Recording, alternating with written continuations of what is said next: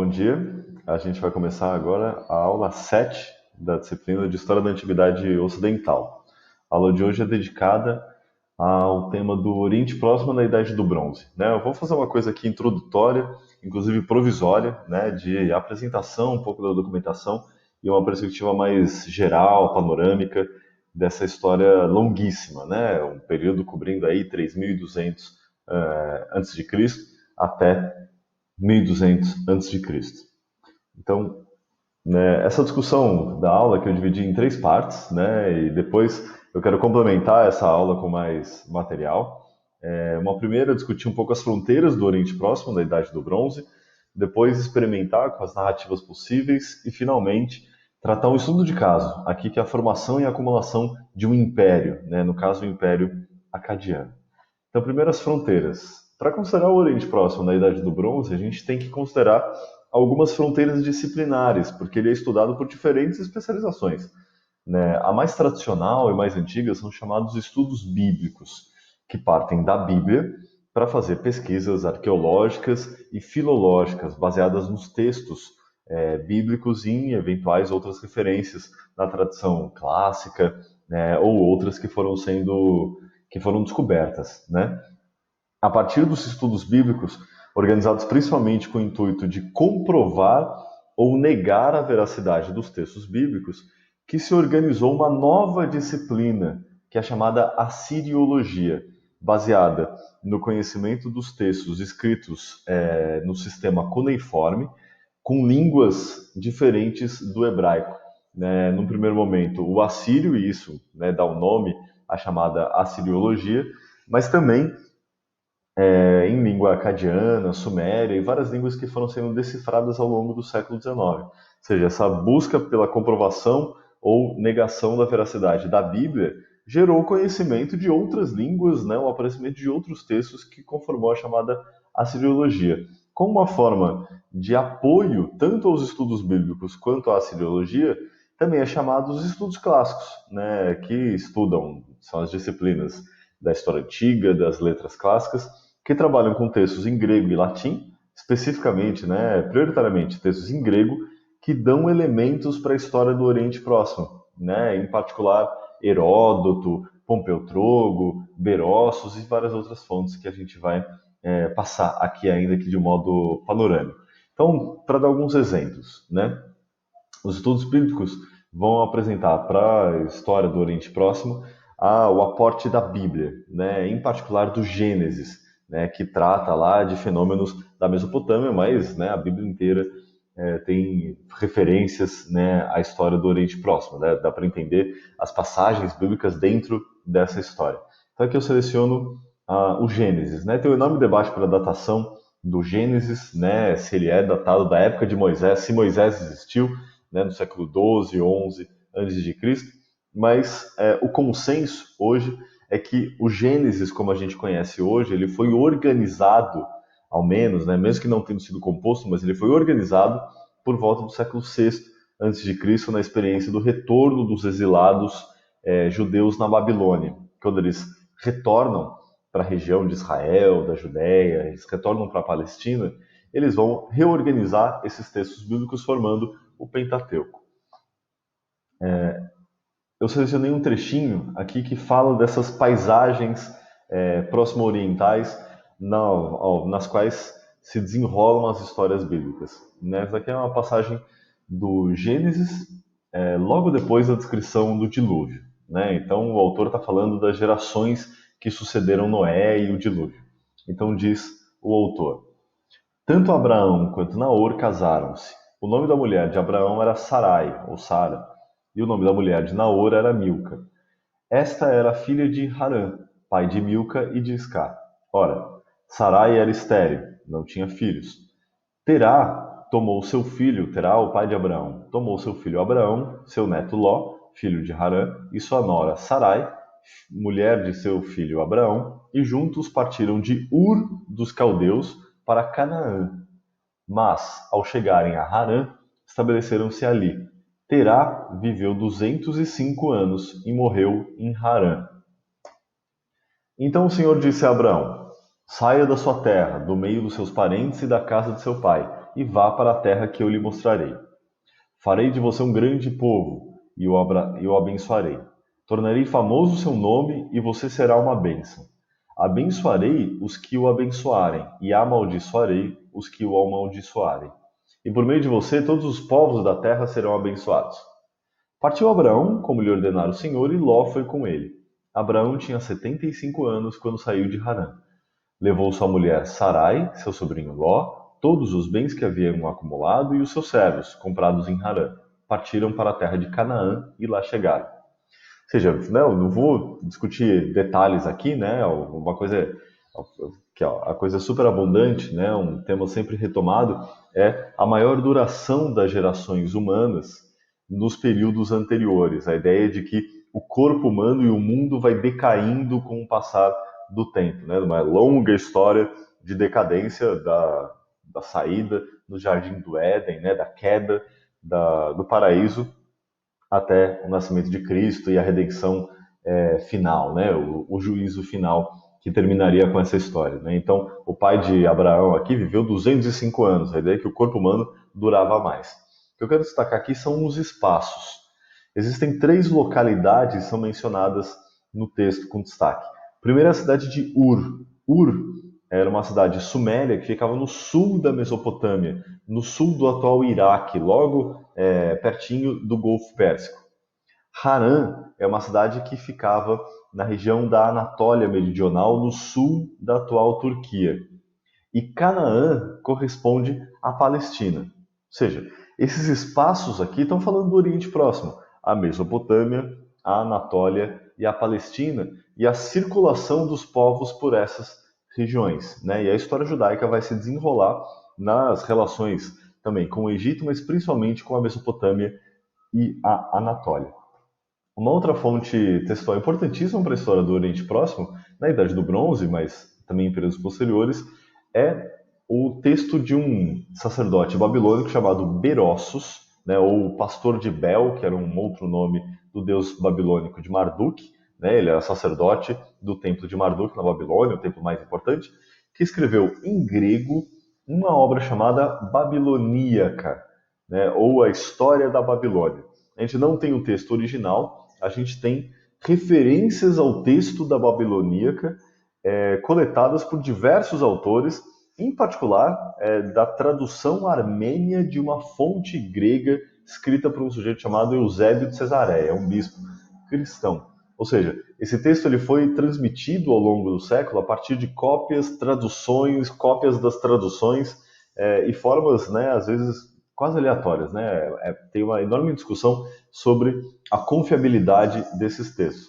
Mas é o que a gente tem, né? O Berossos era um sacerdote babilônico que viveu no século III a.C., quando o Oriente Próximo era parte do Império Seleucida, né? De Seleuco e seus descendentes. Seleuco era o general de Alexandre o Grande que ficou responsável pela administração do império. Ele conquistou esse império, né?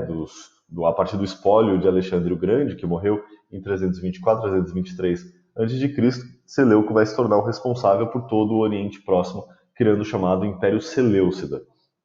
Nesse momento que os gregos governam, o sacerdote babilônico escreve uma história da Babilônia em grego, apresentando as tradições locais também ao novo conquistador e a esse mundo ampliado de fala de língua grega. Diz aqui o Berossos, né, logo no começo, no 4º parágrafo de sua história. Havia uma grande multidão de homens e eles viviam sem leis como animais selvagens. No primeiro ano, uma besta chamada Oanes apareceu do mar Eritreu num lugar adjacente à Babilônia. Seu corpo inteiro era de um peixe, mas uma cabeça humana surgiu acima de sua cabeça de peixe e, do mesmo modo, pés humanos cresceram abaixo de seu rabo de peixe. A besta também tinha voz humana. Uma imagem ainda existe hoje em dia. Ele, Berossos, diz que essa besta passava os dias com os homens, mas não comia comida. Ele deu aos homens o conhecimento das letras, a besta ou anis, né, com corpo de peixe, cabeça e pés de homem, das ciências e dos ofícios de todos os tipos. Ele também falou para eles fundarem cidades, estabelecer templos, introduzir leis e mensuração da terra. Ele também revelou para eles sementes e a colheita de frutas. E, em geral, ele deu aos homens tudo que se conecta com a vida civilizada. Desde a época desta besta, nada mais foi descoberto. Quando o sol se põe, a besta Oanes mergulhava no mar e passava as noites nas profundezas, pois ele, a besta, era anfíbio. Posteriormente, outras bestas apareceram. Então, essa é uma versão de um sacerdote babilônico do período helenístico, bem posterior ao que ele está relatando aqui, a origem do mundo, a origem da Babilônia e do universo, escrita em grego para um público grego, para explicar o mito de origem dos próprios, segundo os próprios babilônicos, né, e da onde surgiram as coisas. E para eles, uma figura híbrida, né, parte peixe, parte humano, né, tanto na cabeça, os pés, mas também a voz, ensinou as artes. Essas artes são a escrita, a legislação, as leis, o Estado, os templos, as instituições religiosas, mas o mais importante, a própria agricultura. Então, os babilônicos, eles construíram a sua história e transferiram essa história, mostrando essa história para os gregos, também em grego, a partir da obra do Berócios. Essa é uma fonte extraordinária. Ainda que a gente não acredite na existência de uma besta chamada Oanes que fez tudo isso, a história de Berócios, ela continua com a lista de reis que governaram a Mesopotâmia. E essa lista, ela é comparada com listas inscritas em inscrições em tabuinhas cuneiformes, dos próprios períodos aos quais se refere Berócios. Então a gente consegue organizar uma cronologia com alguma segurança. Existem também textos, né, que são estudados pela própria assiriologia e outras disciplinas próximas. Em particular, os textos em escrita cuneiforme. Ah, chegou o BenTV aqui. Vamos ver se o BenTV vai comer a frutinha. Enfim, a escrita cuneiforme, ela é conhecida a partir de várias fontes, né? Provavelmente ela tem a origem a partir dos chamados selos cilíndricos, né? Que vocês conseguem perceber aqui no canto esquerdo. Era um cilindro que era pressionado contra uma placa cuneiforme, como essa aqui. Ele era girado e daí ele imprimia um texto nessa placa cuneiforme. A placa era, né, deixava-se secar ou era cozida em algum grau e depois ela virava, né, uma plaquinha quase de cerâmica aqui, né, de terracota. Então esse é um selo cilíndrico de Ur-Nammu, que você está vendo aqui, o selo de pedra, com a sua impressão numa tabuinha cuneiforme, né? Um tablet ou tablet, né? Os termos eles mudam. Aqui tem a inscrição cuneiforme com a imagem do Ur-Nammu, né? Que foi o fundador da terceira dinastia de Ur, que a gente já vai tratar aqui com mais detalhe. O que é a escrita cuneiforme? Né? Tanto no selo cilíndrico quanto na própria tabuinha, essa daqui é a mais famosa, né? A tabuinha do dilúvio, que conta a 11ª tabuinha da epopeia de Gilgamesh, né? Que conta a história do dilúvio, o Utapishtim, que tem lá as referências que vão ser atualizadas no Gênesis, né, na história de Noé. Mas os escribas eram, né, funcionários especializados, normalmente ligados aos templos, mas também aos palácios, que usavam estilete e pressionavam esse estilete na tabuinha cuneiforme, fazendo esses sinais. Esses sinais significavam sílabas, né? Então tem um grande silabário cuneiforme. Alguns sinais podiam ter significados mais rebuscados, mas no geral eram sílabas. E daí o escriba era aquele cara que dominava as centenas, né, as dezenas, às vezes centenas de sinais da escrita cuneiforme para indicar todos os sons da língua que eles queriam expressar, né? Seja o sumério, o acadiano, o hitita ou outras línguas. Mas a escrita cuneiforme não era a única escrita no Oriente Próximo. Né? Isso aqui é um outro exemplo ampliado, ainda da escrita cuneiforme, que vocês conseguem ver aqui as impressões feitas com esse estilete. Né? Então vocês podem ler aqui. Né? Não, brincadeira, eu não sei ler cuneiforme, mas isso daqui é uma tabuinha de um contrato de venda de terreno com uma casa da cidade mesopotâmica de Shuruppak, no século 27, 26 a.C. Então isso aqui é de 2600 a.C., um exemplo de tabuinha cuneiforme. O cuneiforme não era o único sistema de escrita usado na Mesopotâmia, no Oriente Próximo, na Anatólia, no Levante. Também havia uma escrita hieroglífica, né, próxima da que era usada no Egito, mas não para representar a língua egípcia, sim para representar a língua luvita, que era uma das línguas faladas no Império Hitita, na região da Anatólia, ou a atual Turquia. O hieróglifo tem, tem um funcionamento, uma lógica diferente. Ele é mais iconográfico, né? Ele tem imagens mais características, ainda que aqui eu também não leio hieroglifo luvita para reconhecer, mas tem, né, também passarinho, ser humano, casinha, tem um monte de coisa. E cada símbolo significa tanto a imagem que ele representa, né, que é a referência, por exemplo, um ser humano, né, o homem, quanto a primeira sílaba dessa palavra. Então, se eu tiver uma figura de um homem, significa tanto homem quanto o. E assim eu consigo organizar outras palavras, claro, dentro da língua que eu estou representando. Então, também havia escrita hieroglífica, né, que era muito usada em contexto monumental, enquanto o cuneiforme era mais usado para legislação, para correspondência. E uma outra forma de escrita, também bastante famosa, é a escrita alfabética. Isso daqui é uma placa com uma inscrição alfabética em língua fenícia, né?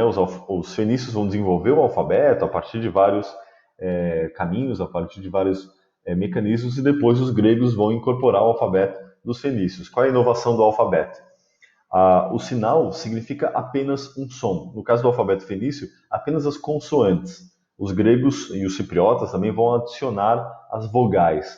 Ou seja, com um número muito limitado de sinais, né, no alfabeto contemporâneo, né, de 27 a 24 letras, você consegue representar todos os sons de um idioma, de uma língua. Né? Então, o alfabeto ele simplifica muito a escrita em comparação aos sinais silábicos da escrita cuneiforme que podiam ultrapassar o número de 100, né, quase 200 sinais cuneiformes em relação, sempre em função da região e da língua que ele está expressando. Além disso, né, há uma abundância gigantesca de fontes arqueológicas, e a siriologia vai se dividir entre filologia, que vai trabalhar com os textos, e a arqueologia, que vai trabalhar com os artefatos. Artefatos, às vezes, monumentais, como o zigurate de Ur, né, o famoso templo de Inanna. Então aqui vocês conseguem ver a escadaria, os degraus. É uma coisa monumental, isso daqui é, claro, uma reconstituição. Ele foi feito originalmente durante a terceira dinastia de Ur, no século 21 a.C., ele foi destruído, depois foi reconstruído, né, e hoje ele tem essa cara aqui de restauração. Também tem artefatos pequenos, né, como essa estatueta de um homem, né, não dá para saber, possivelmente um sacerdote, ou se representava algum monarca ou funcionário de palácio, da cidade de Tutube, no Vale do Diyala, né, também no sul do Iraque, encontrada sob um templo da divindade Nintu, isso de 2600 a.C. E daí as fontes são extremamente abundantes, né? Tanto casa, quanto sepultura, quanto artefato de metal, pedra, e por aí vai. Então a gente passa a se perguntar, né? O que é o tal do Oriente Próximo? Quais são as fronteiras do Oriente Próximo? Para isso, eu vou aqui mostrar um mapa para vocês.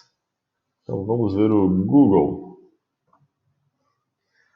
O Oriente Próximo aqui eu estou tomando, deixa eu tirar os marcadores, eu estou tomando como esta região entre a região do Afeganistão e o Rio Indo, aqui, né, para cá está a fronteira com a Índia, o Mediterrâneo ao oeste, a Península Arábica ao sul e o Mar Negro e o Mar Cáspio ao norte. Ou seja, o Oriente Próximo que a gente vai tratar no curso é esta grande região que incorpora a Península Arábica, a Anatólia, atual Turquia, o Levante, que é essa região aqui entre o Oriente Próximo e o Mediterrâneo, a Mesopotâmia, aqui vocês conseguem ver a linha do Eufrates e do rio Tigre, o Planalto Iraniano e as regiões próximas, né, dos dois lados do Mar Cáspio. Isso não é uma fronteira geográfica muito definida e também há uma diversidade geográfica muito grande. Às vezes a gente tem a imagem de que o Oriente Próximo é só deserto, estepe, né? Aquela imagem do pastor com as suas ovelhas indo para lá e para cá dos filmes bíblicos. Mas tem uma diversidade geográfica gigantesca, principalmente na antiguidade. Essa região aqui do sul da Mesopotâmia, hoje a faixa de terra se estendeu, né? O mar era ele avançava mais sobre a terra, essa região da Mesopotâmia, do sul, extremo sul aqui, era uma região pantanosa, né? Não dava para plantar, né? Normalmente as pessoas as pessoas se viravam aqui com caça e coleta, principalmente da pesca e das aves que sazonalmente passavam pela Mesopotâmia. Então a gente defende que é aí que surgiu é isso que explica o sedentarismo mesopotâmico. Ou seja, dá para você viver de caça e coleta e ter uma habitação fixa. Por quê? Né? Porque mesmo sem agricultura dá para ter sedentarismo? Dá, porque a própria natureza ela se movimenta e você pode ficar parado se você conhecer, claro, os ritmos da natureza, da sazonalidade dos peixes, das aves, que permitem aqui as atividades de caça. Então, isso aqui era uma região pantanosa. Mais para cima, você tem região de campo, de pradaria, que com irrigação permite agricultura. Mais para cima é estepe, né, e só é fértil a região bem próximo do vale dos grandes rios, do Tigre e do Eufrates. Mais para cima, aqui, é deserto. Né? E a região entre a Mesopotâmia e o Levante é a região do deserto sírio. Para o sul, o deserto árabe. Ao norte, você tem a região da encosta das montanhas, essa daqui é a cordilheira chamada Cordilheira do Zagro, ou Zagros, e aqui, desculpa, aqui é o Taurus e aqui é a Cordilheira dos Zagros. Toda essa região aqui é de montanha que dá acesso aos enormes planaltos, né, das terras altas da Anatólia e do planalto iraniano, que são cortados por rios também e por áreas férteis. Atravessando esse planalto, a gente chega em regiões costeiras, né? E nas regiões costeiras tem até florestas, né? Em particular florestas de coníferas. A gente conhece bem o Líbano, né? Que é mencionado na história de Gilgamesh, né? Que vai lá atrás da madeira do Líbano, mas também as florestas de coníferas do norte da Turquia, o sul do Mar Negro e da região entre o Mar Cáspio. Ou seja, o Oriente Próximo ele é bastante diverso geográfica e ecologicamente. Tem região de vegetação de floresta, de estepe, de deserto, de pântano, de pradaria. A partir do relevo, né, tem planície aluvial dos rios, tem terras altas, tem os planaltos, tem as montanhas, as encostas das montanhas e as regiões costeiras. Então, o que a gente vai tratar aqui de Oriente Próximo é esta região. E daí vem uma questão: e o Egito? O Egito está no Oriente Próximo? Aqui, arbitrariamente, nessa disciplina, eu vou tratar do Egito quando a gente falar mais do Mediterrâneo. Há um enorme debate, né? Se o Egito faz parte, a história do Egito Antigo faz parte da história da África, da história do Oriente Próximo, da história do Mediterrâneo ou da história do próprio Egito. Ou seja, ele não é encaixável em nenhuma outra história. Aqui eu vou enfatizar as ligações mediterrânicas do Egito, mas vou apresentar também para vocês bibliografia de quem trabalha a história do Egito a partir de outros referenciais. Então vamos voltar aqui. Essas são as fronteiras geográficas. Existem também fronteiras linguísticas. A região da Mesopotâmia, vamos voltar ao mapa, a região da Mesopotâmia e do Levante, né, e isso depois vai se expandir pelo norte da África, vai ser falante de línguas semíticas, né, da raiz linguística da família das línguas semitas. Essas línguas semíticas, elas hoje são o hebraico e o árabe, são as mais importantes, mas na antiguidade eram também o acadiano, que vai ser uma das principais línguas faladas no Oriente Próximo, e também o aramaico. A outra família linguística que era falada no Planalto da Anatólia, no Planalto do Irã e depois também na Grécia, em Roma, são as línguas indo-europeias, né? A língua hitita no Planalto da Anatólia, a língua iraniana ou indo-ariana na região do Irã. É a mesma raiz linguística que vai dar origem ao hindi, ao sânscrito, às línguas faladas também na região setentrional e central da Índia. Ou seja, há também diferenças e fronteiras linguísticas. As línguas semitas na Mesopotâmia e no Levante, e as línguas indo-europeias na Anatólia e no Irã. Voltamos aqui. Como que a gente conta a história do Oriente Próximo? Existem duas formas hegemônicas, né, entre muitas possibilidades. A primeira é uma história étnico-política, né, da sucessão de povos e impérios. Então tem esses períodos aqui. Né, o primeiro período da história da Mesopotâmia, normalmente é uma história mesopotamocêntrica, é o chamado período sumério, das cidades sumérias ou das primeiras cidades da história deste planeta, né? As cidades de Ur, Shuruppak, Uruk, que é a cidade de Gilgamesh, mas também Lagash, Kish, Akkad e por aí vai, né? Essas cidades a partir, né, Akkad não e Kish são cidades acadianas, mas essas cidades sumérias que é o primeiro fenômeno da urbanização a partir de 3.300, 3.200 a.C. Essas cidades, elas se expandem pelo Oriente Próximo, a partir de um modelo que é conhecido como cultura Uruk, só que esse sistema ele entra em colapso por volta de 2800. Começa então o chamado período acadiano, em que a cidade de Akkad, que até hoje não foi descoberta, né, onde ficava a cidade de Akkad, vai construir os seus impérios, vai construir um império e vai começar a articular a região. E em função e por influência do Império Acadiano surgem outros impérios nas regiões adjacentes. Isso dura até 2100. Né? O Império Acadiano, para valer, ele começa a existir entre 2400 e 2300 a.C., a partir de um período dinástico primitivo. Entre 2100 e 2000 ocorre o chamado Renascimento Sumério, a famosa terceira dinastia de Ur, que tem uma riqueza documental extraordinária, escrita cuneiforme e língua suméria. Depois começa o período chamado Paleobabilônico, né, em que vários reinos se reorganizaram após o colapso tanto de Akkad, do Império Acadiano, quanto da terceira dinastia de Ur.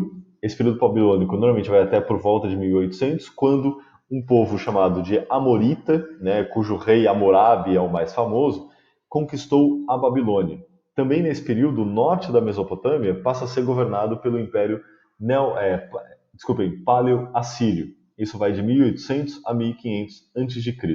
Nesse período também se organiza o Império Hitita na sua primeira fase na Anatólia. Então, por volta de 1500, uma nova dinastia governa a Babilônia, que é a dinastia Cassita.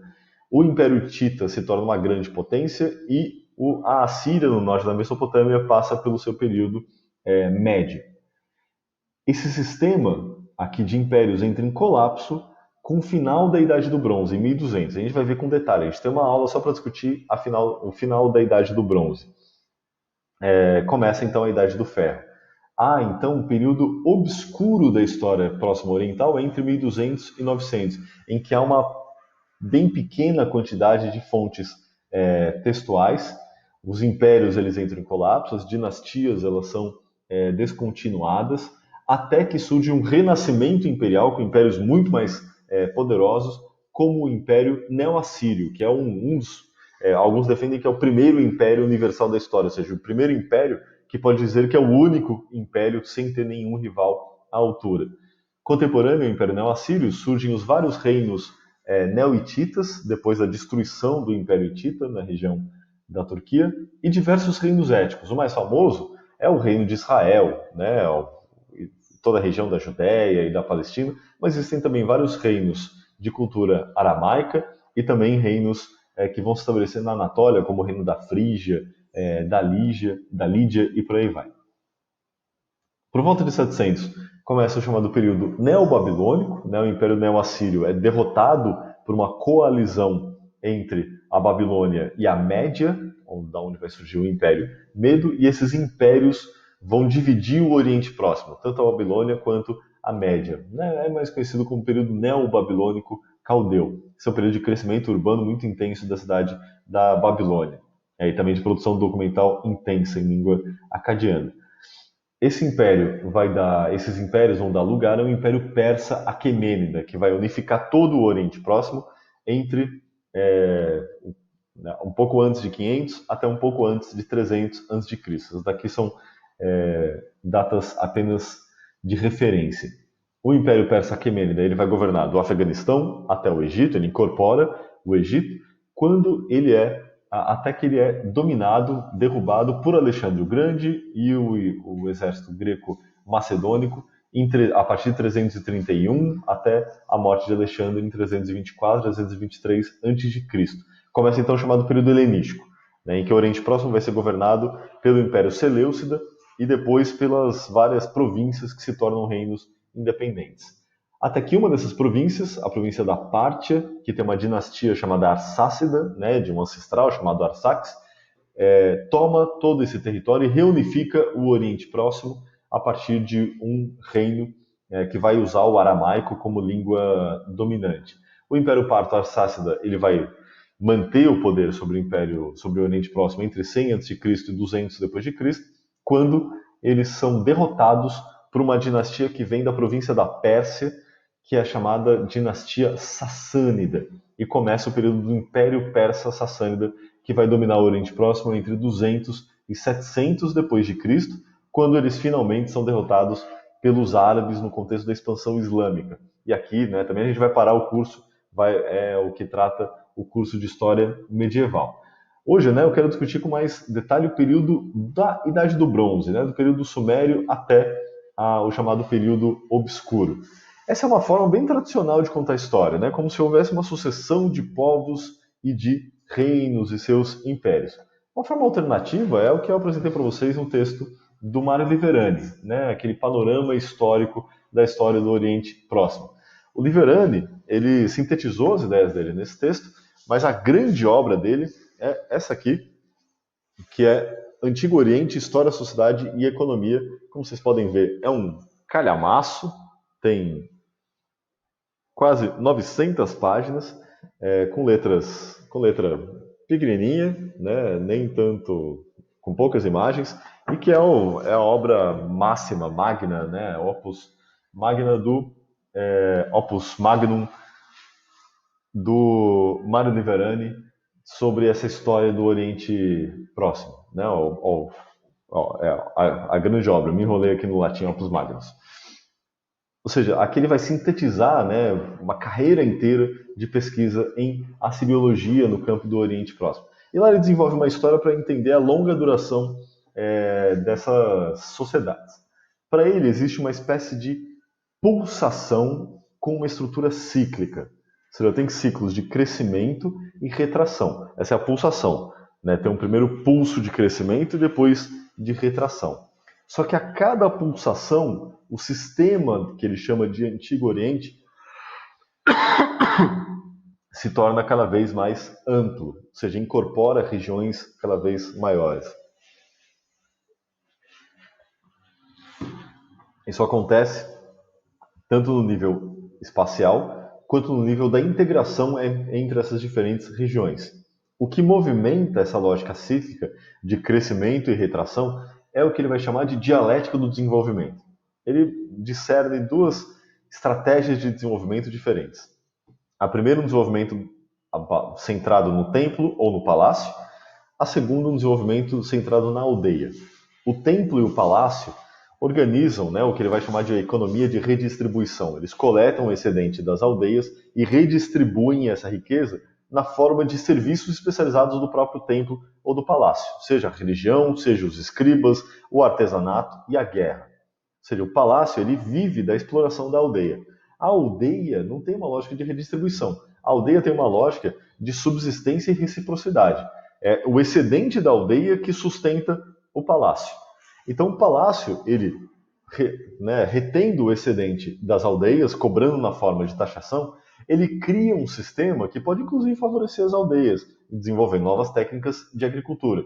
Mas, no limite, ele explora as aldeias mais do que as aldeias podem suportar, e isso explica os períodos chamados obscuros, de crises, de colapsos das civilizações. Então, o que é o colapso da civilização, as trocas de dinastia, quando os bárbaros conseguem invadir a história das civilizações? Isso tem a ver não necessariamente com fatores externos, chega um povo bárbaro muito poderoso, mas também por uma crise interna de um excesso de exploração do palácio sobre as aldeias. Um excesso de ênfase na economia de redistribuição centrada no palácio contra a economia de reciprocidade e subsistência das aldeias. Subsistência não quer dizer miséria, subsistência quer dizer também abundância. A aldeia vive em abundância e pode trocar os seus excedentes com as outras aldeias. O palácio articula a redistribuição, gerando, assim, a escassez. A partir desse modelo, o Liverani apresenta a seguinte periodização, né? Tem um primeiro ciclo de urbanização, que é a própria Revolução Urbana, o surgimento das cidades sumérias e a cultura Uruk. Isso dura de 3.500 a 2.800. Por volta de 2.800, esse sistema entra em colapso e as cidades são abandonadas. Até que surge um novo ciclo de urbanização, centrado em Akkad, né, e a organização do Império Acadiano, depois da terceira dinastia de Ur, que recupera o trabalho acumulado na primeira urbanização e amplia essa estrutura, incentivando a formação de reinos nas outras regiões, como no Elam, que é a região do Irã, do sudoeste do Irã, mas também as cidades no Levante, como Ebla, e na Anatólia, que depois vão dar origem ao Império Hitita. Isso tudo entra em colapso no final do terceiro milênio, né, por volta de 2000 a.C. Ou seja, o palácio explora demais, as cidades entram, as aldeias ficam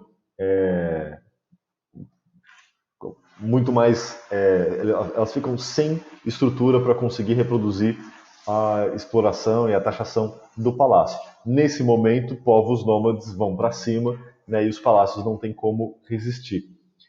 Por volta de 2000, começa o terceiro ciclo de urbanização, que é a formação do que o Liverani chama de Império Regional, o Sistema Regional. Existem grandes reinos na Babilônia, que é a Baixa Mesopotâmia, na Assíria, que é a Alta Mesopotâmia, no Elam, sudoeste do Irã, no Hatti, que é a Anatólia, no Egito, no Mar Egeu, Creta e Micenas, né, que a gente vai falar mais na semana que vem, e também as cidades e as municipalidades e pequenos reinos no Levante. Esse sistema regional, ele cria um sistema internacional de interação que é muito bem conhecido a partir das relações diplomáticas, tem correspondência de todo mundo, aí em escrita cuneiforme, principalmente, né, que vai entrar em colapso por volta de 1200, quando ocorre a passagem da Idade do Bronze para a Idade do Ferro. Começa então o que o Liverani chama de Idade do Ferro Inicial, que vê a formação não mais de um sistema regional de vários reinos que vão se equilibrar, mas de um grande império que estabelece uma suzerania, submetendo os pequenos reinos à posição de vassalagem sobre uma ampla região. É o caso do Império Neo-Assírio, né? O primeiro Império Universal, segundo o Liverani, que vai transformar os reinos étnicos da Frígia, da Lídia, né, que vão se estabelecer na Anatólia, os proto-reinos anatóricos ou os antigos, os reinos neo-hititas, mas também os reinos que se estabelecem na Palestina, no Levante e por aí vai, né? Tanto as cidades-estados fenícias quanto o reino de templo, né? O templo-estado de Israel. Isso dura até por volta de 750, quando surge um novo ciclo de urbanização com impérios de fato universais que vão se estender por todo o Oriente Próximo, o Império Neobabilônico e Medo, num primeiro momento, né? Também nessa periodização ele incorpora um momento mais importante do Império Neo-Assírio, depois a sua queda para divisão entre neobabilônicos e medos, e finalmente com a organização do Império Persa Aquemênida. O Liverani, ele para a obra dele com a conquista de Alexandre. Ele fala que, quando Alexandre conquista, já não tem mais história do Oriente Próximo. Aí já é história da Grécia, ou história clássica. E a gente vai discutir um pouco os problemas de parar a periodização nesse ponto. Vamos ver isso tudo no mapa para não ficar tudo tão abstrato. Isso daqui é um mapa da expansão Uruk, né? Uruk é uma cidade aqui do sul da Mesopotâmia, né? Ela era mais próxima do Golfo na antiguidade, e esses pontinhos são várias cidades que vão ter cultura material, cerâmica, arquitetura, influenciadas pelo que acontecia aqui nessa região da Baixa Mesopotâmia, a antiga Suméria. Então, quando a gente fala Suméria, é essa região aqui da Baixa Mesopotâmia. A Acádia é a região ao norte da Baixa Mesopotâmia e a Síria é a região de fato do norte da Mesopotâmia. Então a gente divide entre Baixa e Alta Mesopotâmia. A Baixa Mesopotâmia dividida em Suméria e Acádia. A Alta Mesopotâmia corresponde à região da Assíria, aqui também seguindo o caminho do Eufrates para a região da Síria. Então, todos esses pontinhos aqui, né, são sítios que foram influenciados ou que têm uma cultura material próxima daquela desenvolvida na Suméria, né? O primeiro que foi encontrado é Uruk, então a gente fala a cultura Uruk. Não quer dizer que a cidade de Uruk dominava tudo isso, e sim que aquela cultura material se expandiu para vários territórios. Já no segundo ciclo de urbanização surge o Império Acadiano, né, que corresponde a esse núcleo aqui. Aqui vocês veem a proximidade de Uruk, Ur, do Golfo Pérsico. Ainda não foi descoberto onde ficava Akkad, provavelmente ficava nessa região, aqui próxima de Kish, de Nippur.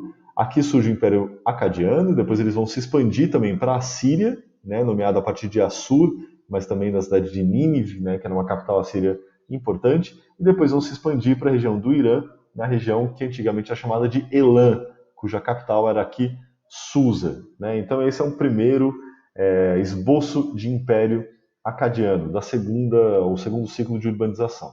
No finalzinho do segundo ciclo de urbanização surge a chamada terceira dinastia de Ur. A cidade de Ur ela foi bem escavada, isso aqui é uma planta baixa da cidade com a muralha total, externa, e uma muralha interna separando esse recinto sagrado dos grandes templos e palácios. E aqui fora tem alguns espaços que foram escavados de áreas residenciais. Para a gente ter um pouco de ideia, né, de qual era o tamanho de uma cidade mesopotâmica, a gente pode comparar com o campus da UFSC em Florianópolis. Né? Então isso daqui está na mesma escala.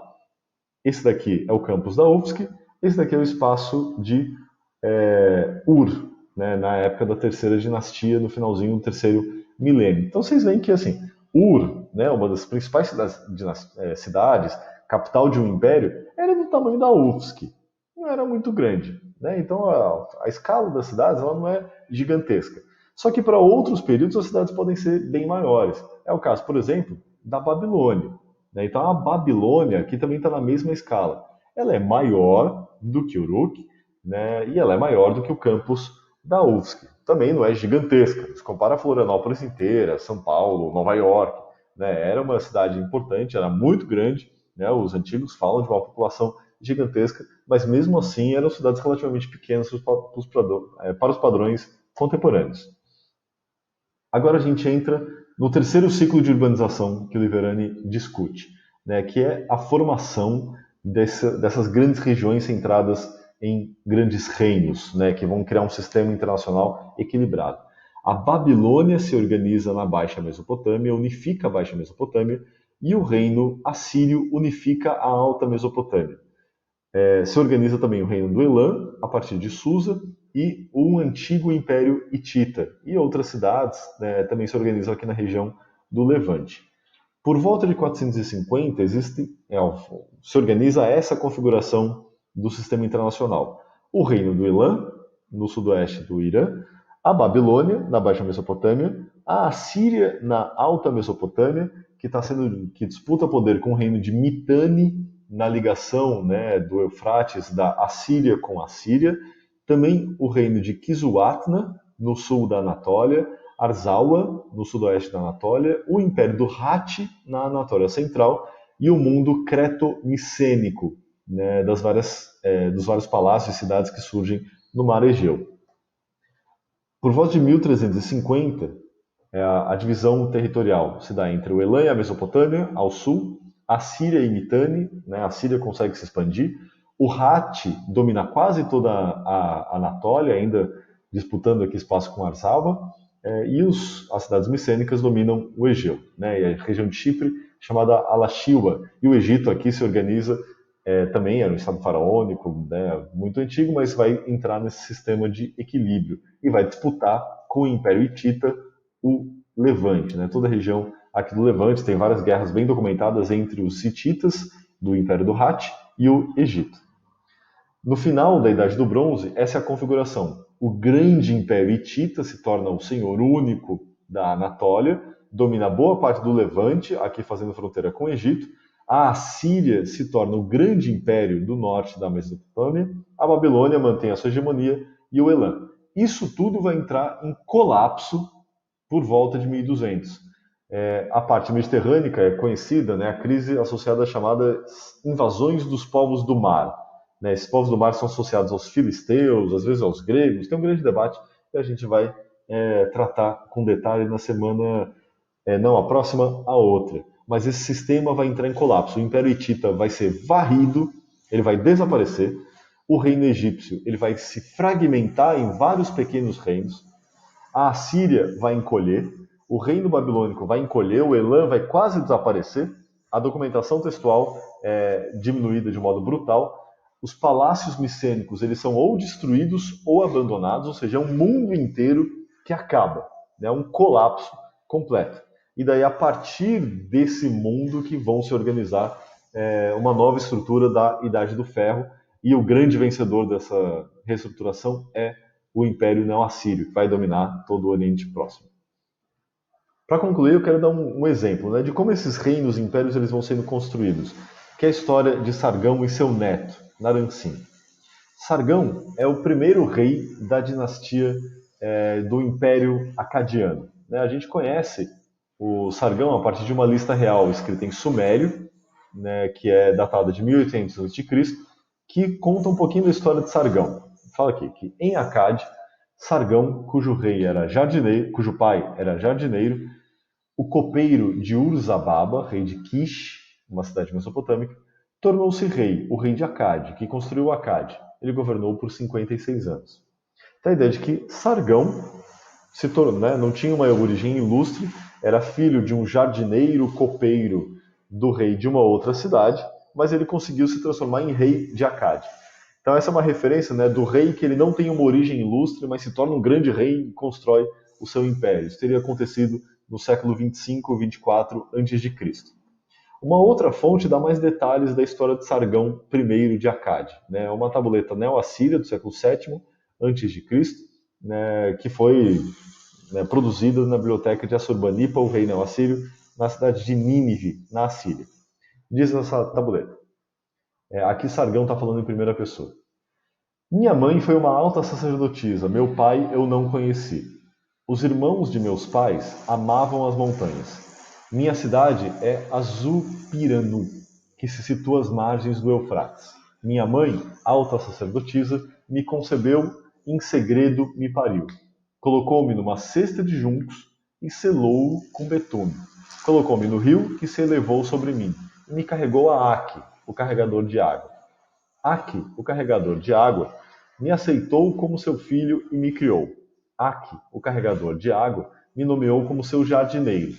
Enquanto eu era um jardineiro, Ishtar, a deusa, me concedeu seu amor, e por 4 e alguma coisa anos eu exerci o reinado. Ou seja, aqui tem uma história que a gente conhece, né? A sacerdotisa que não pode ter o filho, coloca o filho no rio, num cesto, e assim ele é salvo. Tem paralelos dessa história com Moisés, com Rômulo e Remo, né? Ainda que de um modo mediado com a história de Édipo, né? O filho que não pode, não poderia nascer, ser criado, mas que retorna e se torna rei.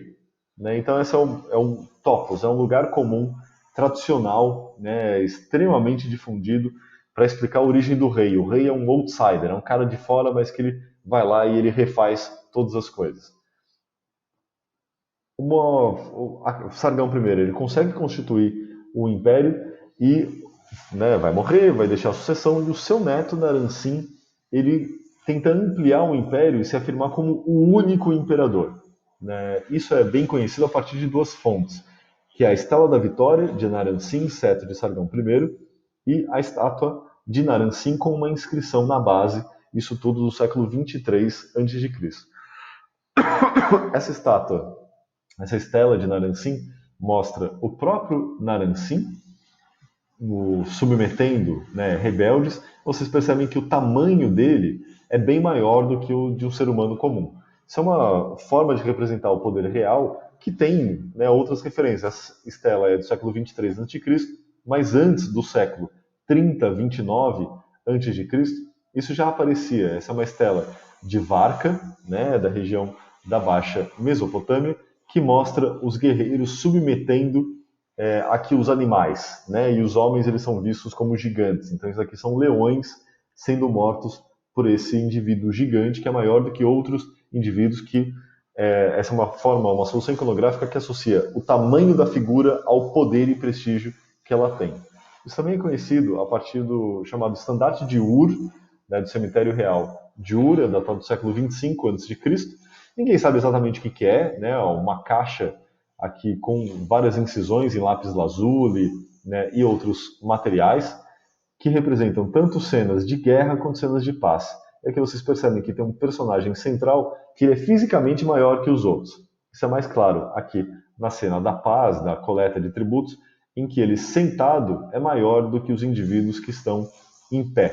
Ou seja, o tamanho da pessoa. O estandarte de ouro tem esses soldados que passariam facilmente por soldados da Idade Média, naquelas tapeçarias malucas dos medievais. Então, essa forma de representar o governante como sendo maior fisicamente é uma solução iconográfica para indicar o poder que ele tem, e daí a associação com os deuses. A estátua de Naramsin adiciona um elemento a mais, né? Ela tem na sua base uma inscrição cuneiforme que vocês conseguem perceber aqui, enquanto o beija-flor vem me visitar. E essa base tem a seguinte inscrição: Naramsin, o forte, rei de Akkad. Quando os quatro cantos do universo juntos eram hostis contra ele, continuou vitorioso em 9 batalhas em um único ano, por causa do amor que Ishtar, a deusa do sexo, da fertilidade, da morte e também da guerra, tinha por ele, e tomou como cativos aqueles reis que se levantaram contra ele.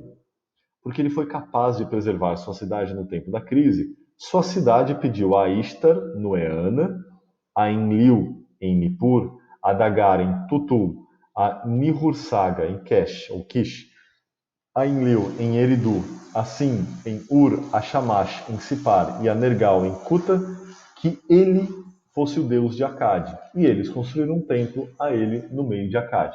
Então o que Naramsin fez? Depois de vencer todo mundo, ele vai pedir aos templos dessas outras cidades, Tutul, Nippur, Enlil, Ur, Eridu, Uruk e por aí vai. Né? Esses templos que são mencionados aqui, o templo de Ishtar em Uruk, o templo de Enlil em Nippur, Dagar em Tutul e por aí vai. Né? Ele está pedindo aos sacerdotes desses templos que eles permitam que ele próprio, Naramsin, construa um templo para ele mesmo, ou seja, que ele próprio seja cultuado na cidade de Akkad.